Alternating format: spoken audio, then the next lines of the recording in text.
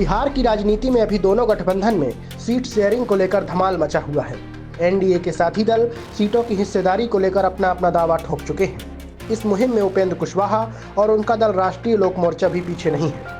हालांकि उन्होंने अब तक कोई ऑफिशियली नंबर जारी नहीं किया है, पर इनका मानना है कि लोकसभा चुनाव के दौरान जो गलतियां हुई और शाहाबाद के चारों लोकसभा हार गए, अगर इस बार भी वही हाल रहा तो विधानसभा में भी कई सीटें हार सकते हैं। राष्ट्रीय लोक मोर्चा के राष्ट्रीय अध्यक्ष और राज्यसभा सांसद उपेंद्र कुशवाहा इन दिनों भाजपा नेताओं को एनडीए में ही छिपे गद्दारों के प्रति सचेत कराने का अभियान शुरू कर चुके हैं। हाल ही में एक कार्यक्रम में उन्होंने खुलकर कहा कि लोकसभा चुनाव 2024 जैसी वोट बंटवारे वाली स्थिति रही तो बिहार विधानसभा चुनाव में भी वोट बंटवारे का नुकसान एनडीए को झेलना पड़ेगा।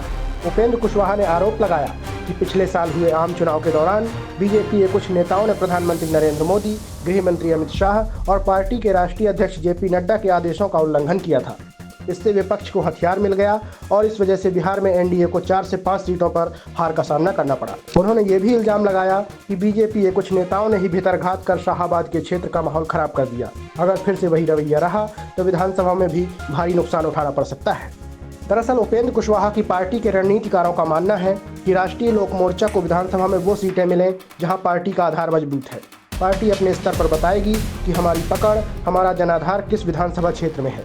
उन सीटों को ध्यान में रखकर यदि राष्ट्रीय लोक मोर्चा को टिकट दिया जाएगा तो सफलता का प्रतिशत भी जरूर बढ़ेगा।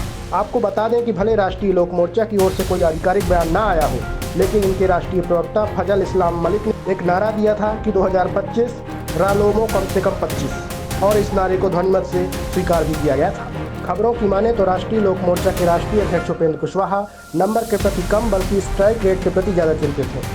संख्या की जिम्मेदारी पीएम नरेंद्र मोदी, गृह मंत्री अमित शाह और राष्ट्रीय अध्यक्ष जेपी नड्डा पर छोड़ चुके हैं। आपके अनुसार उपेंद्र कुशवाहा की पार्टी राष्ट्रीय लोक मोर्चा को बिहार में कितनी सीटों पर चुनाव लड़ना चाहिए, हमें कमेंट करके बताइए। खबर पसंद आई हो तो आपके अपने चैनल न्यूज़ पथ को लाइक, शेयर, सब्सक्राइब करना ना भूलें। धन्यवाद।